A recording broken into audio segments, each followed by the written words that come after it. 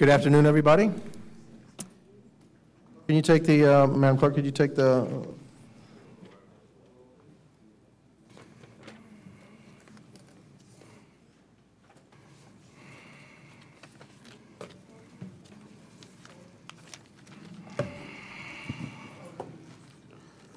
Secretary, Madam Secretary, can we take the roll? I'm sorry, Madam Secretary. Commissioner Edmondson? Ms. Gutierrez? Mr. Meyer? Ms.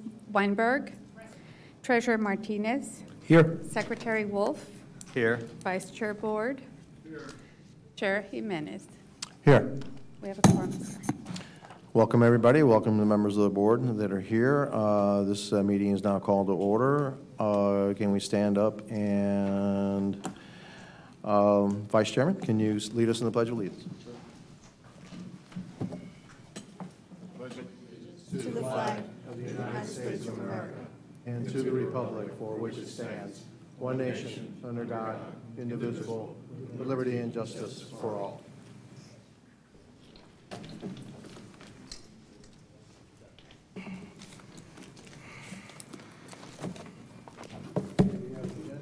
We need the approval of the agenda. Do I have a motion to approve the agenda? Chairman, Mr. Yes. Chairman, there is one change to the agenda based on the action of the Operations Committee. Item 8A has been deferred, so it will not be on this agenda. It will be coming at a later agenda. Will be coming either, the issue can be resolved in 30 days or? We will be bringing it back within 30 days. Fair enough. Okay. Okay. So with that change, do I have a motion to approve the agenda? Move. Been moved. Do I have a second? All in favor say aye. Aye. Anybody opposed? Okay. The agenda has been approved. Declaration of voting conflicts? We're not voting on anything? Not voting on anything? So we have no conflict. Okay, we have no conflicts. Okay, great. All right, we have citizen comments, two minutes. Anybody present in the public can make a comment or two for 2 minutes. Coming forward, okay, that takes care of that one too. Chair's comments, and I have a couple. Last week I was at the TPO meeting, and the issue of the $22,000 participation fee came back up again. And the TPO voted to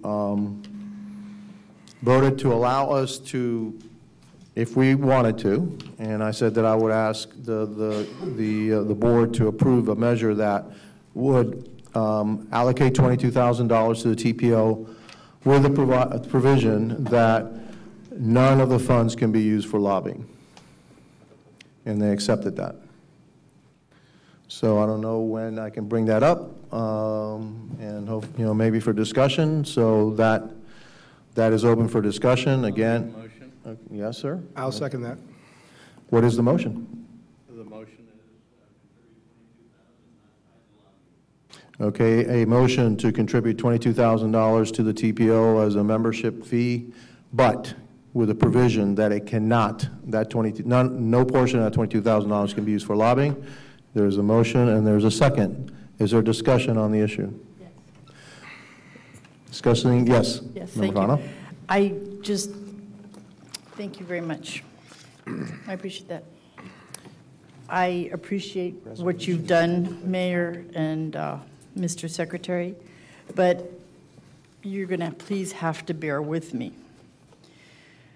When we originally voted on this, it was not about the lobbying.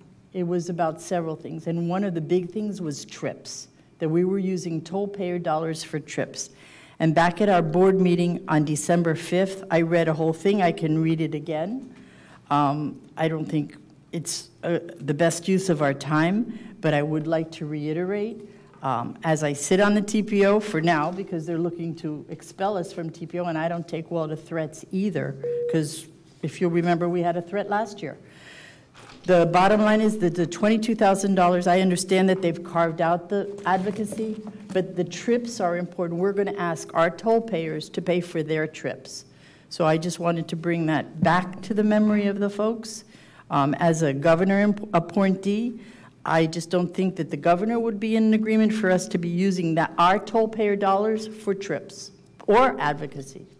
I understand the events in between entities and brainstorming and all that. I understand that because we do that here. But we have our own lobbyists. We take trips very carefully. Just needed to make that on the statement, Mayor. Thank you for the opportunity. Okay, thank you. Board Member Martinez. I recall that meeting. I think the biggest issue a majority of us had was the issue about the lobbying because of a potential conflict of interest.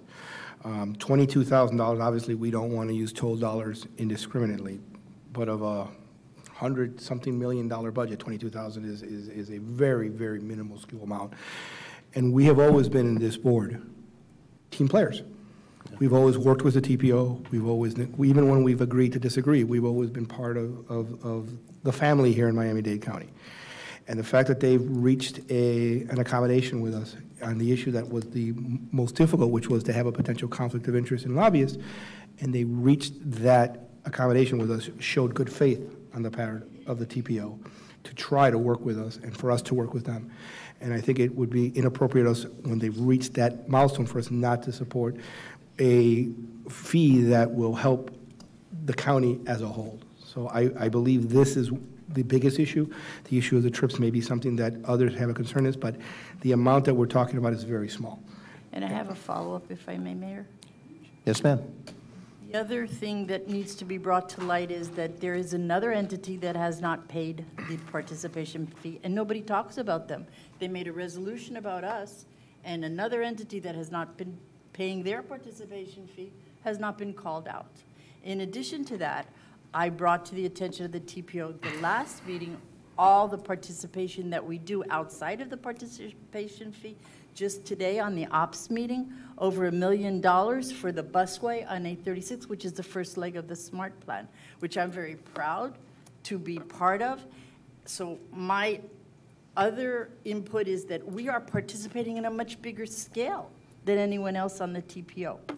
So thank you for letting me make that additional statement, sir. You have any other statements that you want to make? They may come to me. Okay. If I could just, my mind doesn't work as fast as it used to, sir. Okay. I can see where you're going. Okay.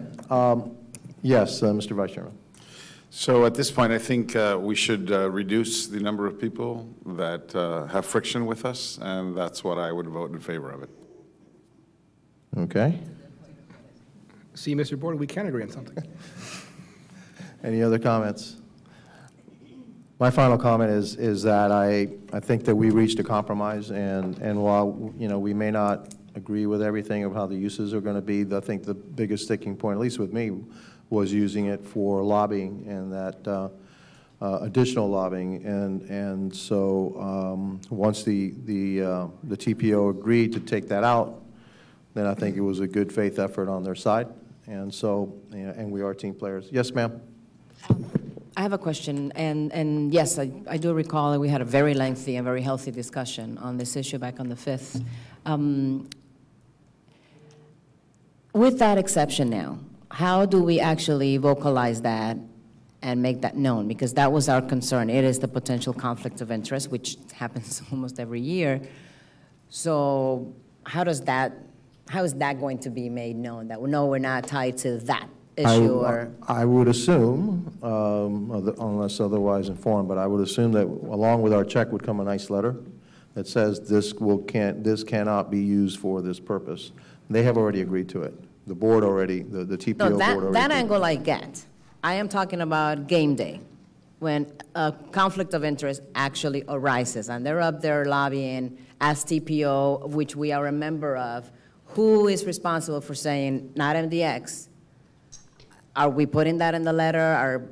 Is that going to be a case by case? Because I think it's great that we've reached this compromise, but game day comes and we're still going to be schlepped into the mix of things. Then what have we really accomplished with this? I agree. So that when a lobbyist is actually lobbying for the TPO, they have to stipulate that it's the TPO, but not MDX. Yeah, I think that's right, because we don't want to be accused again paying for, and by the way, we're not paying for their fee anyway, so they should stipulate that, all right? It's a TPO, not MDX. Doesn't necessarily mean that MDX is against that position, it just means that it's not, we're not part of that lobbying effort. And I am in favor. Okay, very good. All right, any further discussion? Okay, seeing that, let's take a roll call. Yes, sir. Vice Chair Board. Chair Jimenez, Yes. Ms. Gutierrez, Mr. Martinez, Yes. Mr. Meyer, Ms. Fano, Because I am a team player, yes. Ms. Weinberg. Secretary Wolf, Yes. unanimous. Good. One big happy team, great. Thank you, appreciate it. What I want to talk about is legislative update on what's happening with, I believe it's 385, 365, what's the bill? 385. 385. I went up to see the two sponsors of the bill in Tallahassee, Representative Avila and Senator Diaz, and we are trying to work through language to see how we can come to some kind of an agreement with the legislature on what it is that they want. We advise them that we have some issues with the language that was in the 2017 or 18 legislation with our bond documents. We've proposed some language which has been rejected at this point. So we need to work something differently with them in terms of how we can get a clean opinion from our bond counsel for the next time that we sell bonds. I want to just keep my comments as little as possible because I think we need to try to work through it with them in Tallahassee or when they're down here in Miami. I don't believe that the legislation that's proposed is in the best interest of the people of Miami-Dade, both as the mayor and as the chair of this organization. So we will keep you updated. I guess the session starts in March next month, and so I'll have a little bit better idea of where this is headed. If there has been any headway on our next meeting, and we'll still have about, I believe, another month to go before the end of session. So at this point, it's preliminary. We've had cordial conversations, and we're trying to work through the issue as we speak. So those are my comments on this particular bill. Obviously, I've been twice on the radio already in the same radio station, and we will continue. We need to continue to inform the public about the bill. Not in a accusatory fashion, just what it is, and who charges tolls. I believe MDX is being singled out as the entity that charges all tolls in Miami-Dade County, and we need to start we need to start telling people no, we're not, and that there's other tolling agencies in this county. And why it is that MDX is better that MDX stay in have local control and be part of and be controlled by the people of Miami-Dade County than it is to be controlled by the state. To me, I think it's obvious why. So those are my comments for right now. Executive Director, you have anything to add or? No, I think the posture that staff is taking is we're responding to information requests and clarifying information requests. There's a lot of we had a conversation, Mr. Chairman, at the Operations Committee. There's a lot of misinformation, and we're trying to clear a lot of that information up. Agree. We also need to take a look at our lawsuit. That is a point of contention. That's a huge point of contention. So, and so we need to take a look at that and the reasons why the lawsuit and the possibility of success of that lawsuit. And so the possibility of success of that depends on a number of factors, which I'm really not willing to talk about right now. All right? But that definitely is a big bone of contention with the state of Florida.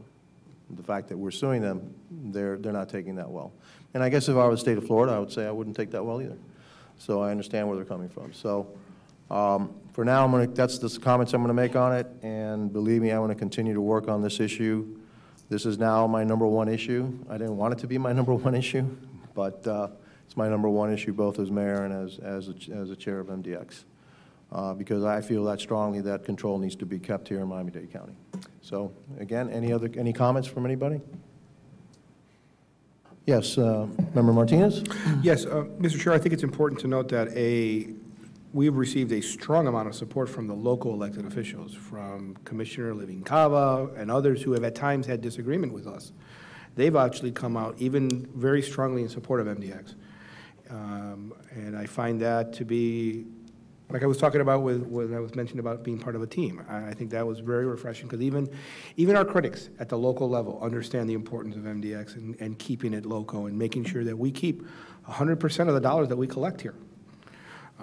And I think it would be inappropriate or lacking on this board not to acknowledge and thank those who at times have criticized this board for respective issues, but are rallying around us now during this time. And I think that's when I thought it was important to acknowledge those members of the local elected officials, county commissioners, city, and other members who have come out in support of this organization. Thank you.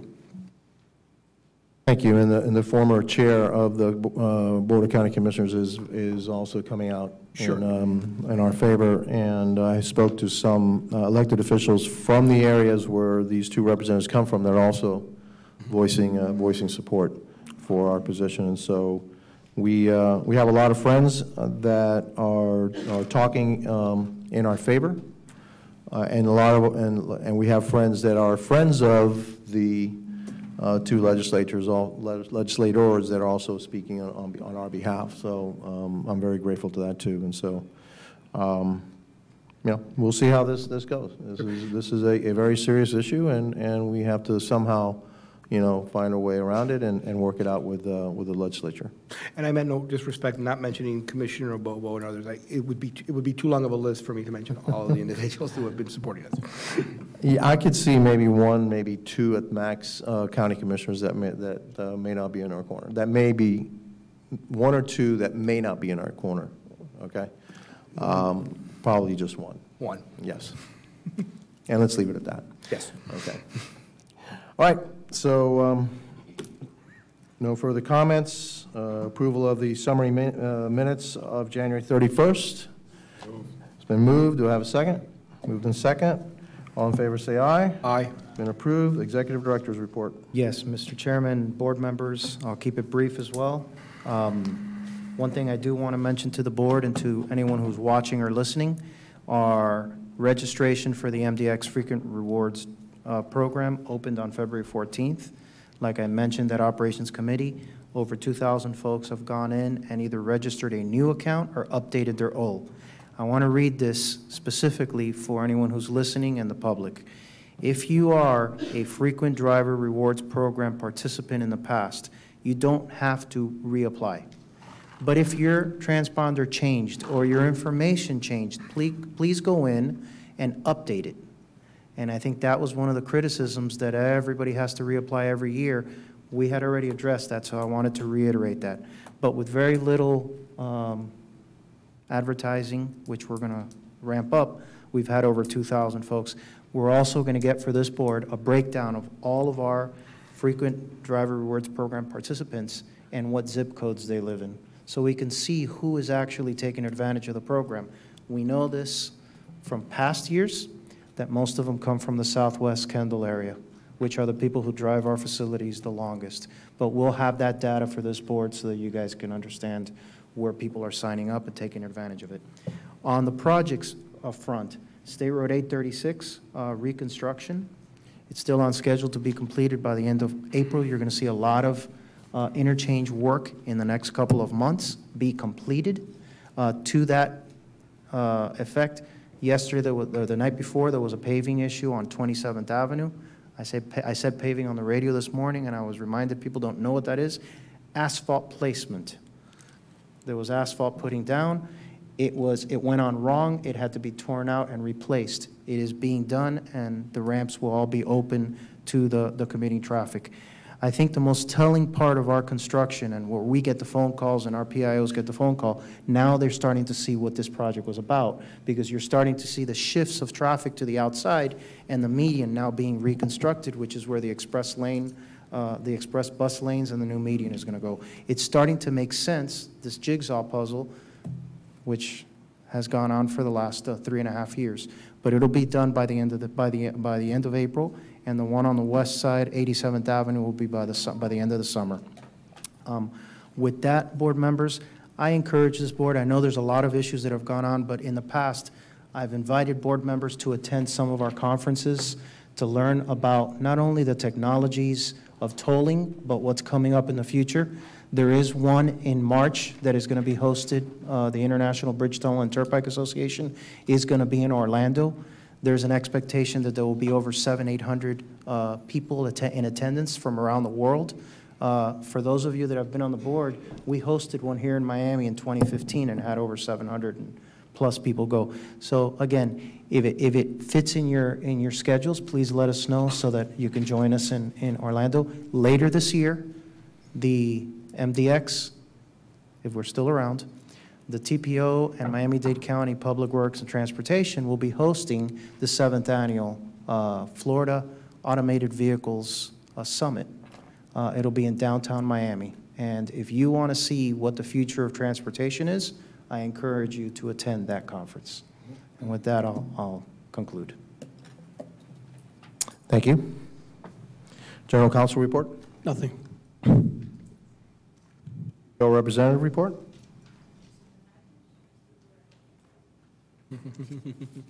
Treasurer's report? Thank you, Mr. Chairman. You have a copy of our actual budgetary report in your packet today. Marie, I'd like to go over the issue relating to where we're at with the toll-by-plate issue relating to FDOT, et cetera. We have, if you can see, we're still dramatically under budget. If you can give a little detail where we're at insofar as recouping those dollars. Certainly. The report that's before the board is through the month of January, so it's for the 7th month of fiscal year 2019. As you can see, for the month of January, we have a negative toll variance, about $2.6 million, and year-to-date, a little bit over $25 million. We discussed at the last meeting that the CCSS did have a backlog. They got through the backlog as of mid-month in February. So all of the toll-by-plate from previous month bills have been issued.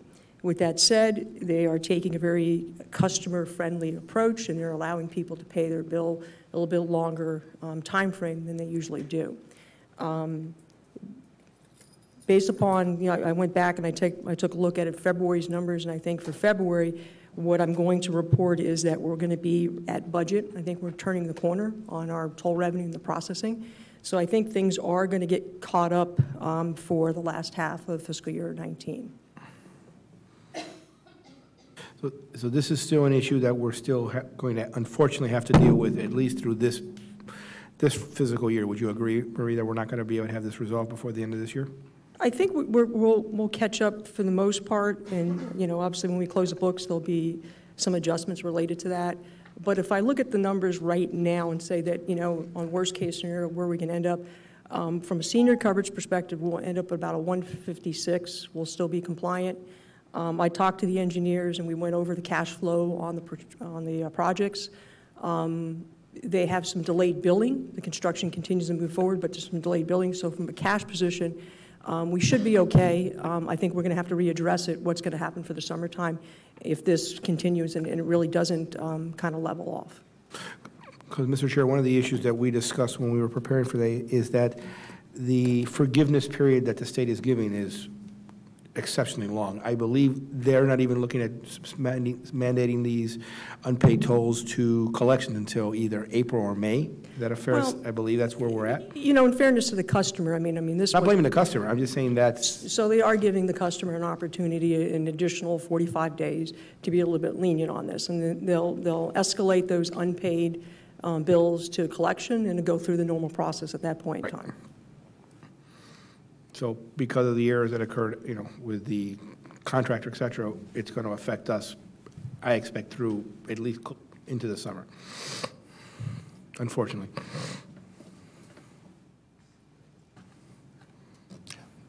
Any questions, Mr. Chair? Yeah, is the state looking at getting any remedy from the contractor, any damages from the contractor on this issue? I really can't speak to that. I don't know if the executive director. I believe they've addressed this issue before, Senate Transportation Committee and a House Transportation Committee. They've applied over $700, almost $800,000 worth of penalties. I'm not sure if there's anything else in the works. I can't speak to that because they're administering the contract. What's it costing us so far? I mean, because, I mean, it's affecting our cash position, and obviously we invest that cash as we have it, right? And you gain interest, Correct. et cetera. So what's been the net effect of that? Well, I think the way I look at that aspect of it, what you brought up is that because they didn't issue the bills as the invoice cycle was to occur, there's a component of their monthly invoice that was deducted. So when you look at the expense line item, we're about $3 million positive where we weren't required to pay them. So I would say that is a wash. I think where the issue really kind of lies up, what is that going to impact the collection rate? The longer you send a bill to a customer in any industry, you know, the collection rate does deteriorate. The other aspect is that there were fee revenue. If you look at the budget line item for fee revenue, the fee revenue will probably not get the fee revenue that we anticipate for this fiscal year because, again, they are not going to charge customers a late fee if they pay late and so forth. So that revenue is lost revenue. Okay. In terms of the bills themselves, I mean, last month we had a number of people here that had some crazy bills that came from I guess this agency. You know, I and just about 75% of the people that were in the audience said that they got a toll by plate bill when in fact we had SunPass accounts. Did anybody figure out what was going on with that? Actually, we did received invoices who were SunPass customers. There's one of the issues was, like we mentioned before, if you're a SunPass customer and your transponder doesn't work, you let your credit card expired or it was rejected, typically what would happen is you'd get a notification from the SunPass immediately that something was wrong. That did not occur. It was allowed to go negative for a long time. So now as bills have gone out, the number one issue, and I believe Board Member Meyer saw this, is wait a minute, why am I getting an invoice? I'm a SunPass customer. Yes, you're a SunPass customer, but it went negative at some point. So what we're doing is we're trying to fix it. For new customers of toll by plate that are getting these big bills, one of the things that we're doing here at MDX, and I think Mr. Meyer participated and encouraged it, was sign up to SunPass, open up an account, and we will give you a SunPass rate and we will waive everything else. And we're seeing that happen every single day. Mayor and board members, every conversation we have here, I know the Turnpike takes it very serious, and they want to know every experience, as big or small. We see an invoice of 46 cents for a SunPass customer. We need to know that. I get the calls every day. I think I'm shooting myself in the foot, but we get the calls we want those calls every day because we need to make sure this vendor understands what is happening out in the community, and it's not just the numbers. Because the interesting thing is, like I've been told, statistics, well, they're only supposed to be 99 point whatever % accurate. There's always going to be a mistake. Well, when you're processing millions and millions of transactions, you always expect it. Yeah, but we expect the real mistakes, not the ones that shouldn't be occurring, not the one-offs, not a person who has always had a SunPass accurate, has their license plate on their account, yet they're getting a bill for a license plate that's not on their account. Something is not right. And no matter how little it is or how big it is, it needs to be addressed. And those conversations are had with the vendor every day, sir. So I hope to be able to report good news and data back to you, but we're at the mercy of them giving us that data. 30 days have gone by, Mr. Executive Director. I am unhappy with your report. You do not have firm statistics. You continue to have, anecdotal evidence about complaints about individuals. We requested that maybe the vendor come. But at this point, we are talking about the reputation of the authority. And if you think that being confused about which roads are ours or which ones are not, this is the issue. And 30 days later to sit in front of us and just give us, I don't have a single piece of paper that states what was the increase in the number of invoices that were issued, a report that talks, are other agencies having the same experience?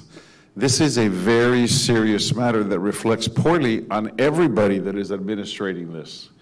And the fact that you're not directly and that your team is not directly touching the system is understandable.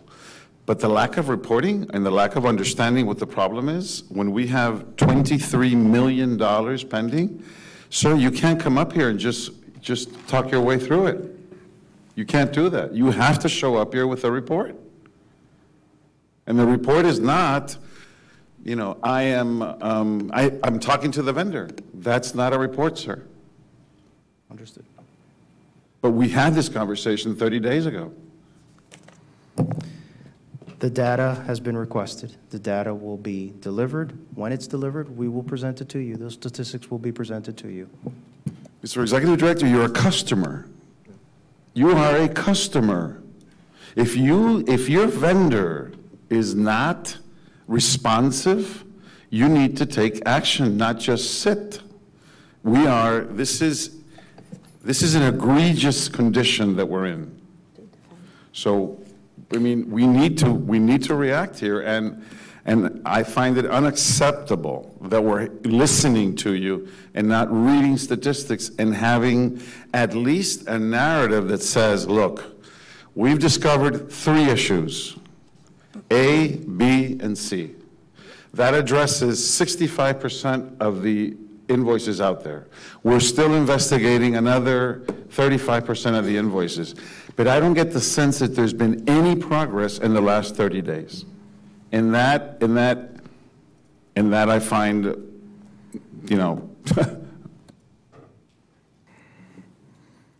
Board Member Martinez. Thank you. Marie and Mr. Executive Director, I want to clarify something. This isn't our vendor. No. Is that correct? This is the vendor for the State of Florida Department of Transportation, correct?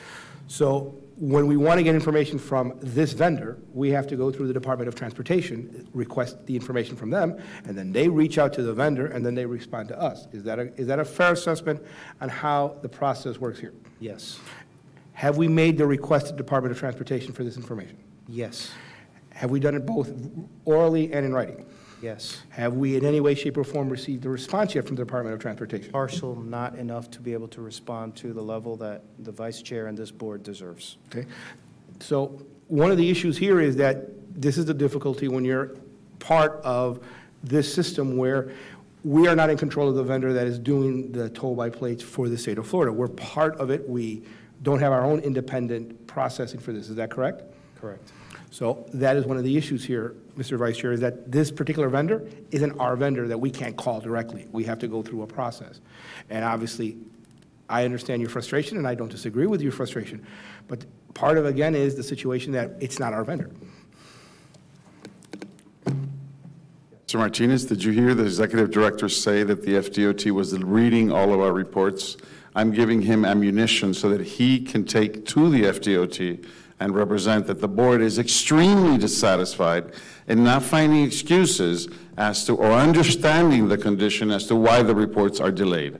We should, all of us, express our dissatisfaction so that we can empower the executive director to go and meet with the FDOT and represent the unsatisfaction level that this board has, and not to relieve some of the pressure. So I'm trying to build up the pressure, Mr. Martinez. And in that, I think, is an excellent position to take to build the pressure.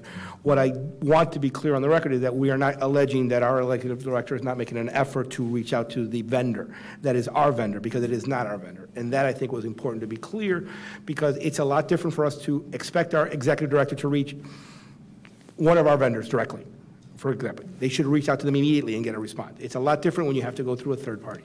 And I just want to make sure that the pressure is put on, but not necessarily implying that our staff is not doing their fair share as well. Yes, ma'am. Maritza?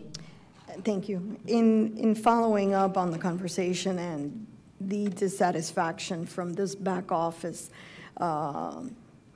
agreement that we have, and providing more ammunition to the executive director, I'd like us to take a really close look at the cancellation clause of us bailing out of this back office partnership that we have with SunPass, given everything that's in place and given the fact that, you know, this was supposed to be a perfect plan, and obviously it is not a perfect plan.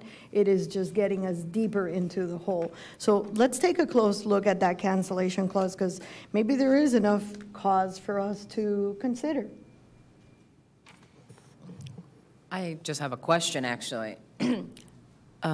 Great cross, by the way. Great direct. It was like watching a trial. You're awesome. So how long has it been since we first requested from the Florida Department of Transportation that they provide this information? Made our toll operations director, and to respond to the vice chair, it's not just our toll operations director, it's the other agencies as well, have made this request multiple times. We want to know how many people's registrations are on hold. We finally got that list.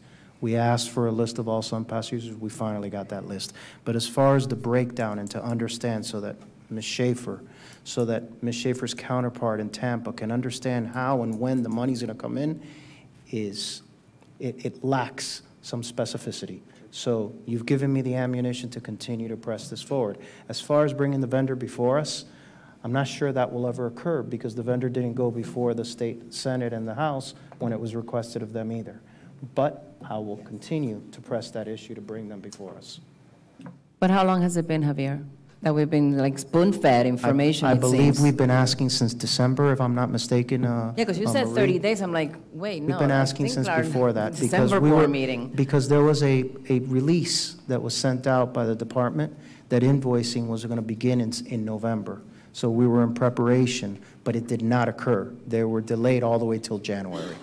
So this has been something that we've been asking for very many, many months, to understand the magnitude. And it's not change. I mean, we've got some serious dollars at stake here. I think you're going to get a clear response, and my reasoning is that we've been asking for the reconciliation. Every month you're supposed to reconcile. You issue X amount of bills, you send so many files, how much do you collect? They are behind reconciling. And what is happening, and what I suspect is happening, it's sort of like a fire drill. They reconcile a month and they realize, oh my God, we got an issue here. Then you got to go back and fix the report, and then they realize they got a system issue. So it's an ongoing process. So when you ask about statistics and we say what's going on, more than major components, I don't think really they know. I don't think they can really tell you the major issue is A, B, and C. I think it's a compilation of a whole bunch of different issues. Until they are caught up and they reconcile and they fix the reporting and fix the system, and they got to tie the system down, and I think you know that more than anybody. You're working on a system, you got to finish the system, and I think that's what's really occurring right now. I'm hoping that now they got through the backlog, they can catch up on the reconciliation, they can straighten the reports out, and hopefully by April, I would like, obviously want to give you, a clear response for March, but hopefully by April we can see that there is some positive results we can report back to you. I'm not sure we're talking the same thing. That's not my question. That wasn't my question. That was his question, though. I believe that was. Maybe that was his question, but maybe it wasn't my question, all right? My question was, we had a whole group of people in this audience say that they got a bill for toll by plate when in fact we were all SunPass customers, myself included.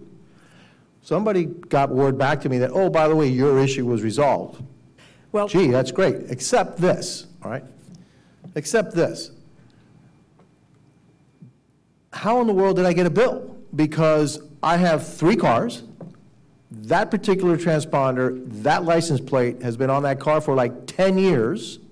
I have an automatic, right, for the 3 cars. Not just one, I have it just my SunPass account just automatically reboots, right?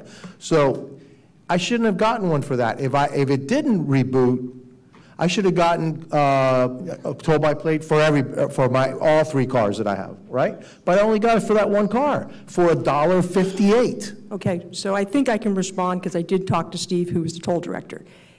I'm not going to respond to everyone else's issue because I think everyone else's issue is very different. I'm next. But on your specific issue, what had happened was when they had done a data conversion, and my understanding, it affected 200,000 transponders.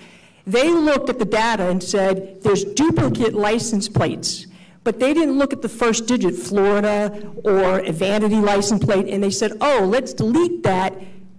That license plate was duplicate, and it so happened that they did delete that license plate off your account when they did the data conversion.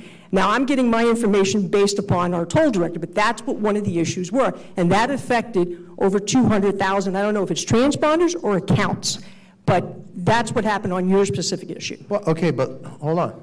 Then remember what I was asking was, okay, you have a number for toll by plate.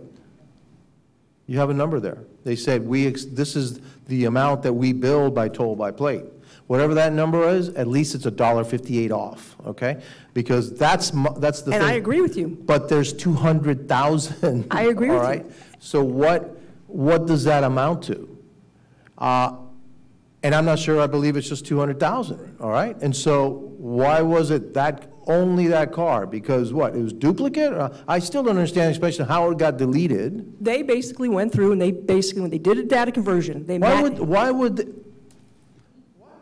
why would they even touch it? I have no idea why they did it, but when they were looking at the new database and they said, okay, let's bring this data over, and they were matching up license plates to make sure that they didn't have duplicate license plates, somebody in their wisdom did not say, wait a minute, we got vanity license plates that have the same number or a different state. For whatever reason they did it. But that was what the issue specific to you. As far as the accounting side of it, I will tell you the accounting side is on a cash basis because I agree with you. I cannot rely upon the information at this point in time, so I am showing you the worst case scenario, which is on a cash basis.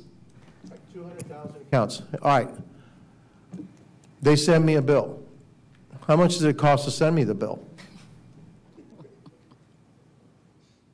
How much does it cost to send me the bill? I'm sure it costs under $1, somewhere $1. Probably not worth chasing. I get what you're going. No, and then the question is, who pays for sending me the bill? Do we pay? Yes, we do. If it were on an MDX road, or an MDX, I guess, gate, right? But what if this, and I still don't understand how come it's just once, okay? Just one. I still don't understand that. And so, I probably took that car around. I know I took that car around, and I probably hit a lot of different gates. So why was it just that one gate that they took the picture and says, well, I don't know who this car is. Of course, it's been in your system for 10 years, but heck, what the hell. I don't understand who pays for that. Do we pay for it? MDX pays for that? Yes, we do. For sending the bill? Yes, we do. When it's and when it's a vehicle that goes through the Turnpike, and it goes through MDX, and then it goes through I-95, and they send out a bill, who pays for that? They pay for their side. It's a pro rata share. For every Pro rata share? Yes, for every account we touch, we pay our share of it. For every account that they touch, they pay for it. So it's a pro rata share. Okay, so they sent out a whole bunch of bills mistakenly. Have they fixed it? I know they fixed me, thank you, for $1.58. I mean, I would have paid the thing, but that's not, I didn't really care about fixing it. I wanted to know how big a problem this was. And did it affect our bottom line here in terms of, hey, we actually can't collect 22 million because, you know, 3 million were erroneously billed. Right? Instead of being 3 million, now they have to shift it over to a SunPass account, which is in some instances significantly lower, right? So, you know, how did that affect this number that you gave me? How will it affect this number that we have here of 22 million that's to be collected by toll by plate? Is that the number we have, 22 million? No, sir. What is the number? The number is 24 million on. Oh, well, I'm sorry. So here we go. Okay. So it's 24 million to be toll by plate, but how much of that toll by plate number that you have here is actually erroneously billed as toll by plate when should be shifted over to SunPass? Nothing, because this is on a cash basis. I did not record any of the receivables in this report because I can't rely upon the data at this point in time. I'm sorry, say that again? This is a variance from the budget, so it's not reporting the P&L. It's just a short. Back to the question. You have $24 million is due, the short, right?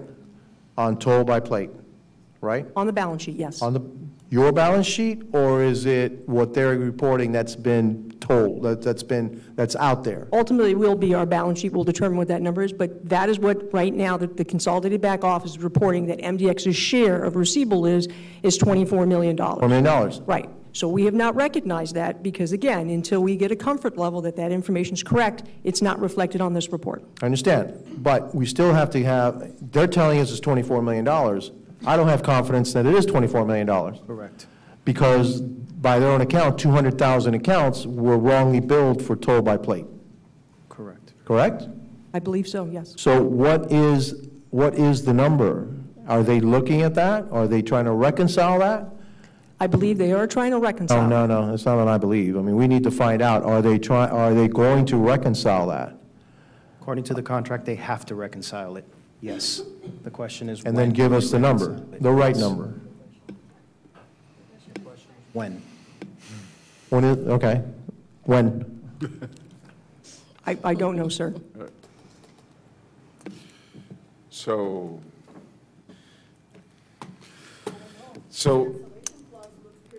We have a we asked, you were in a line of questioning, we're asking the CFO about issues with this collection. And our executive director told us that one of the reasons was that they allowed negative balances to go in. Mr. Director, not to beat on a dead horse, but if the CFO has data that is relevant to the conversation regarding 200,000 accounts that by her inquiry or by the inquiry of your staff determined and arrived at an explanation, why isn't that included in your executive report, sir?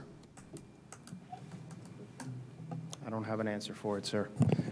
We did a breakdown last month of the toll by plate versus the negative balances.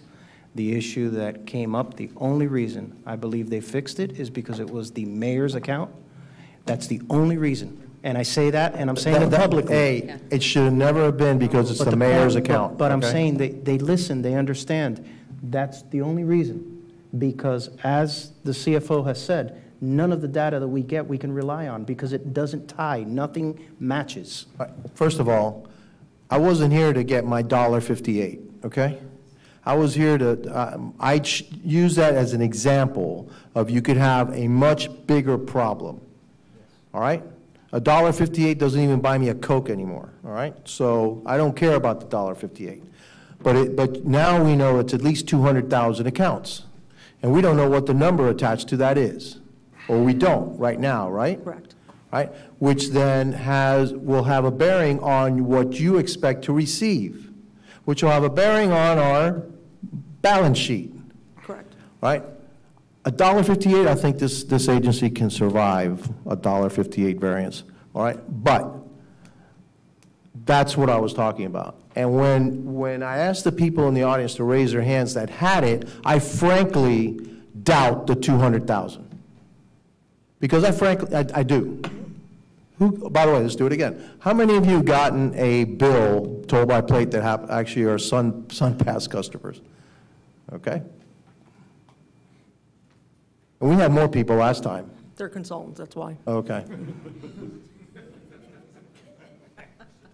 So, yeah, consultants are people too. They have SunPass accounts, okay? So, Mr. Chairman. Yeah.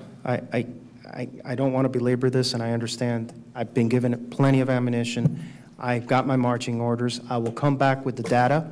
It may not be exactly correct. We will point out specifically where we don't believe it is correct. We will have that conversation, and I will extend an invitation directly to the vendor through the Department of Transportation to be here to answer questions at the next meeting. thank you, Mr. Executive Director. And the reason that I homed in on this, because you're absolutely right. You know, the explanation that you gave didn't make sense to me. Okay? It didn't make sense because my other cars would have had toll by plate, and only one car did. And they're all together. They all have the same count. And it hasn't changed, and the transponder hasn't changed. So there's a glitch in the system. There's a glitch in the system somewhere. How big is this glitch? How does it affect our bottom line?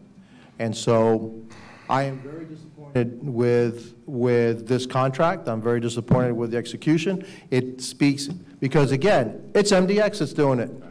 Correct. It's MDX that's now, sending, $200 bills out there because they didn't collect. And you know what? I'm getting tired of being blamed for stuff we don't do. So, if we're not here,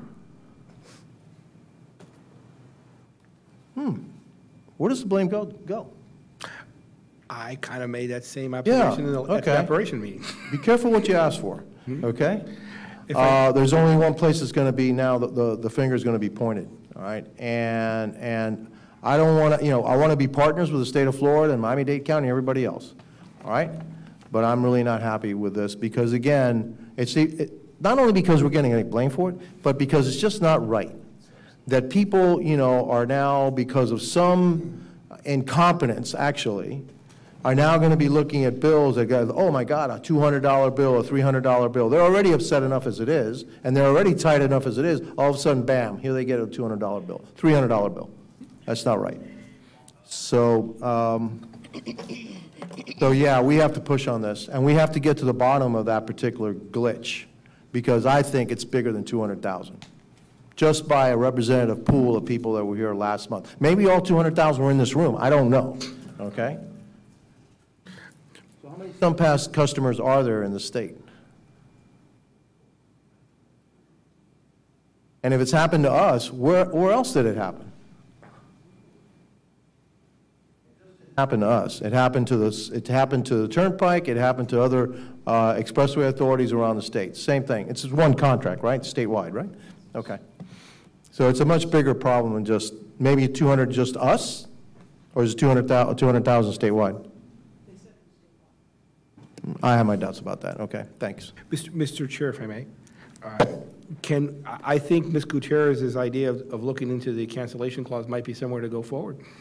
I think right now it's premature again. I want to be, again, team player. I want to be a team player. Agreed. Okay, so let's team right now. Okay. Well, we shouldn't keep, it is something. It's always there. Thank you. There. It's just to mention that it's there, not to implement it, but it's there. I understand. Okay. Mr. Mayor, may I suggest something? There are, Mr. Director, how many customers are there in the CSS? How many customers are in the CSS? There's 4, right? 4 agencies. There's 4 agencies, plus there's 3 participating agencies and numerous non-participating agencies. Why as don't far we turn north up as- the heat by you calling in your partners and putting everybody together in a press conference and announcing in a press conference 2 weeks from now, or some period of time, and complaining publicly about the contract? If everybody's in the same boat and none of you are getting answers, is there a way for us to accomplish two things? Number one, create some pressure, but number two, spread the word out there in public opinion that this is an issue and that we are also a victim of this contract. And that might be a way of generating, of communicating more appropriately and buying a lot of bang for your buck, because there's going to be a lot of press covering that, and it'll generate a lot of pressure. So as a intermediate measure, as opposed to looking at the contract, is that something that we can pull that off? I'm sorry, if I may, Member Mr. Gutierrez?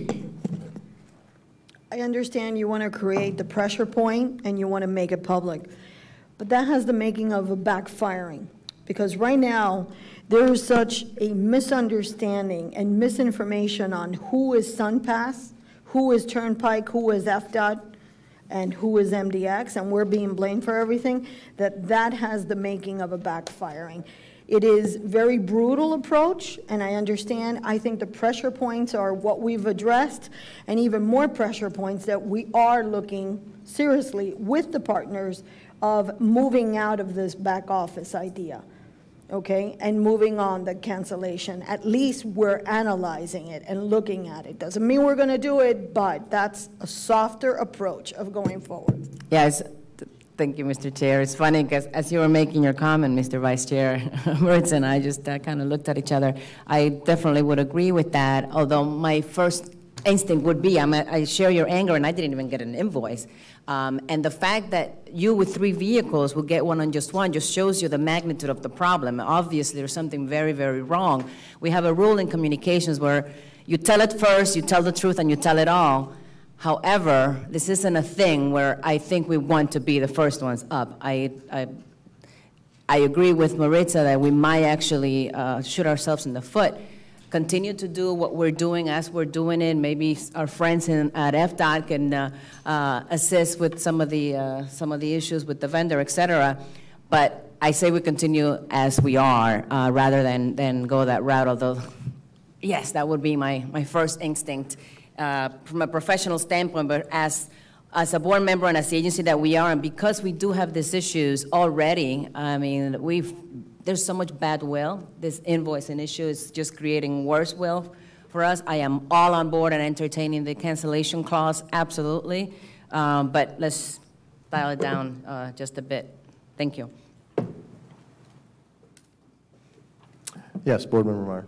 Thank you. So if I may, I had the opportunity to meet with our tolling director and executive director, or director of operations, last week, and to really kind of understand the issue and the challenge, and really understanding that those individuals that received the $200-300 check had about 30 days to pay. And if they're anything like me, which I happen to think that probably the vast majority are. That wasn't a check, that was a bill. Invoice, sorry, a bill. Yeah, no, that's right. Sorry. That said, it would happen regardless because I don't open my mail. And so those invoices or checks in other circumstances would thus be thrown out. So I spent some time understanding the issue and understanding that 30 days are remaining for individuals throughout the state, but also our customers to pay the bill. And went downstairs, saw the call center that we have here. We have 4 people that man that call center, very challenging job. Spoke with them about the comments and things they're hearing. Walked through, called the FDOT or the vendor's call center that's on the bill. Was after 9 prompts and continuously hitting the number 0 and yelling representative into my phone, I was finally told that I'd have a 16 to 20-minute wait without having the ability for a callback number. And this was probably 10 a.m. I don't know what the times are for for the majority of the calls that come in. But it really helped me understand, okay, what are we doing? What do we have internally to help our customers? After that, I proceeded to leave and saw two gentlemen walk in, which happened to be from North Miami, I later found out, that were looking to pay their bill. Walked them through the back. I just followed behind them to understand what process we were following as an agency. And they were directed to a young lady that was going to help them with their invoice. And so they had two invoices, but the immediate response was, you have to call this number. Now, I think that was the previous response up until Friday afternoon when I left and I was informed that there's been new guidelines and that we as an agency can be more supportive in helping our customers, specifically when they call, helping them through the registration process on their account and providing certain information if they respond to the different codes or responses for security that they provide. This gentleman had two bills. One was a $17 charge that held up his registration from MDX on a $5 charge from over a year ago. We showed him that he continuously got notices sent to his address, which he confirmed was his address. And again, like myself, I'd probably be in a similar situation because I typically toss out my mail. He resolved that issue of $17. And then comes the $200 bill. Doesn't understand this $200 bill. Well, hold on, is it MDX? Is it SunPass? Is it FDOT? We had the opportunity to teach a customer at that time that came in to see us. We helped resolve that customer's bill, but what we did was we registered that customer for SunPass. And that customer, who's a normal citizen, doesn't run a company or have trucks on the road, that day saved $45 off of that bill because he became a SunPass customer. And because during this process, we're recognizing that. So I may have lost us $45 on that line item, so my apologies there. But at the end of the day, I tell you that story because my question is, to your point about the $200 to $300 bills that people are getting in the mail. We have 30 days. What are we doing as an agency to inform and support our customers in helping them get those bills paid within the next 30 days before they go to collections?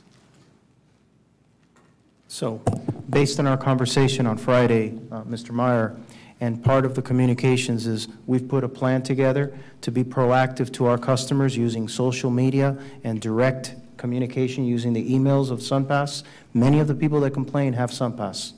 So that's one way of getting it out there. Social media, hopefully can get it out to the folks that don't have SunPass.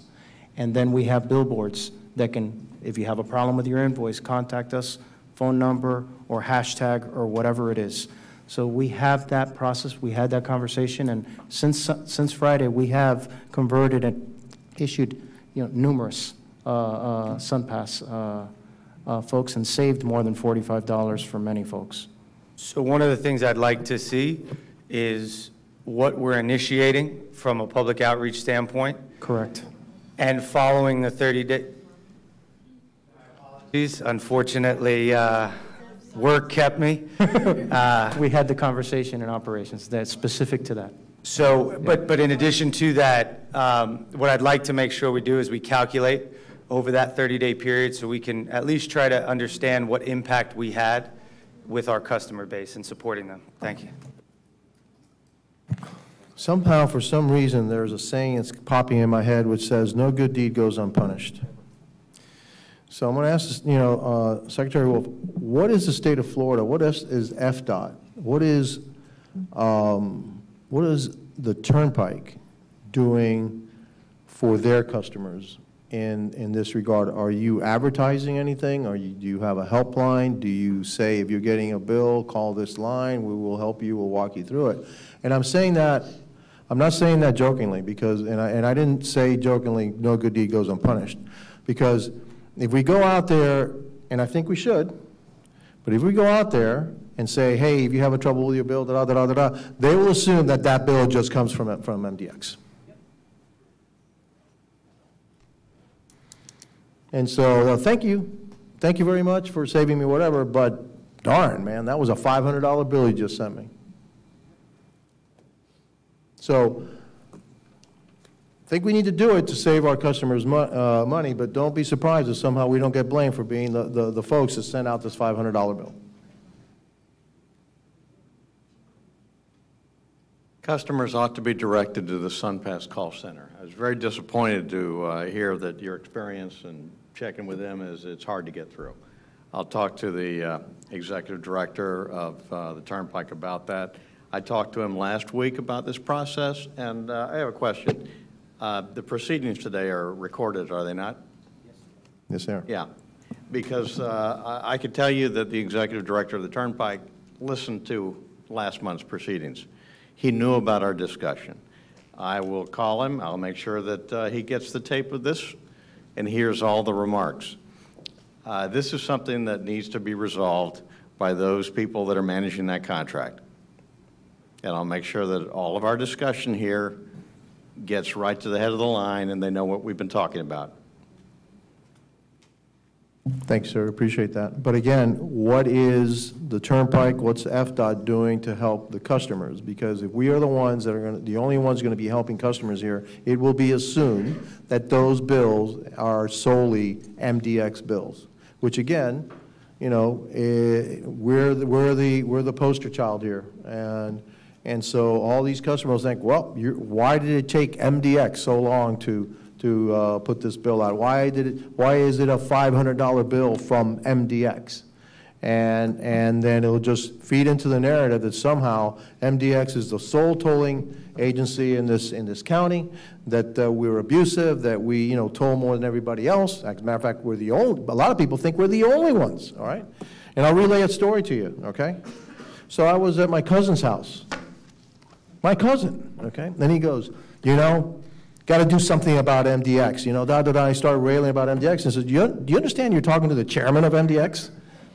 No. And that he thought everything was MDX. And he probably more than half of his tolls come from non-MDX facilities. And that's a relative of mine. Okay, so imagine that, and you multiply that by 2.8 million people, and there we go. And some folks have been very good at putting us in this spot. Very good at putting us in this spot. And it's not fair, it's not right. And so we need to educate folks that, look, if you're on this road, that's not MDX.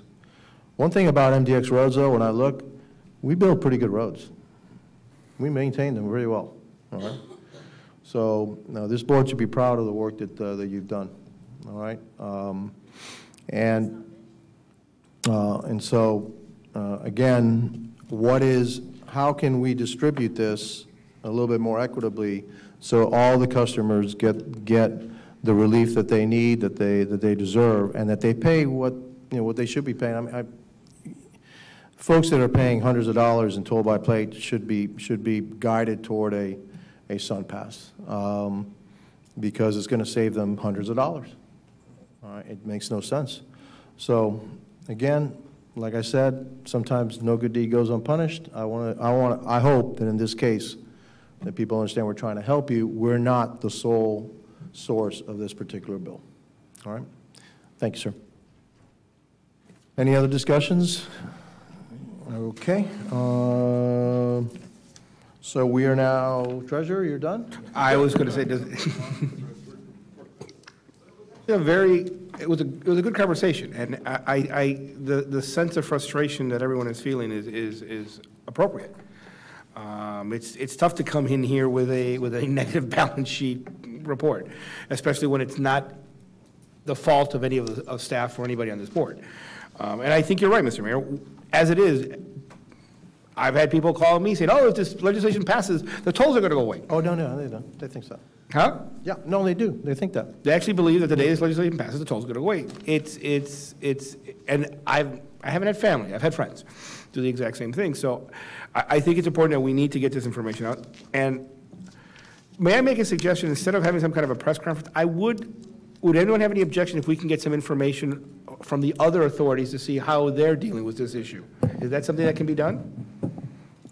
Yes. Okay, cool. So what I would like, I'd like to instruct staff, if the board isn't acceptable, I'd like to get some numbers from how is this issue relating to the toll-by-plate debacle, for any way to describe it, affecting the other authorities in Florida, so we can have a comparison to how it's dealing with Miami-Dade County.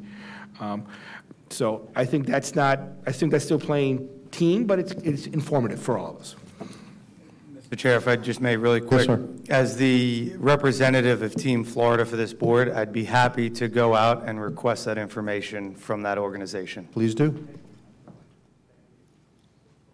Okay, Thank you. are we still on your report? Any other questions on my report? Okay, all right. Please move on from your We're report. done with the Okay. report. I could do the Gettysburg Address if you like, or something. I think you need a new chairperson, I'm just losing control. Okay, we're done with that, we go to 7A, travel approval. Move. We have a motion and a second. Any discussion? Okay, all in favor say aye. Aye. Item is approved. Item 8A has been deferred. Item number 9, informational procurement report. It's an information. Informational, public communications report. It's in the package, or? Had a lengthy discussion at operations about moving forward, sir. So we will be putting that plan together. Okay. Announcements, operations, the meeting is set for, Operations, External Communications, Intergovernmental Committee meeting is set for March 26, 2019 at 2 p.m. here. Is that okay? Everybody's okay with that? All right. Finance, Policy, and Planning Committee meeting, it's set for the same day at 3 o'clock. Everybody okay? It's fine with me. And then the board meeting is set for that same day at 4 o'clock. Here in this boardroom. Anybody wish to change any of that? Seeing none, those meetings are now set. A motion to adjourn is always welcome. Moved, second. Okay, yes. This meeting is hereby adjourned. Thank you.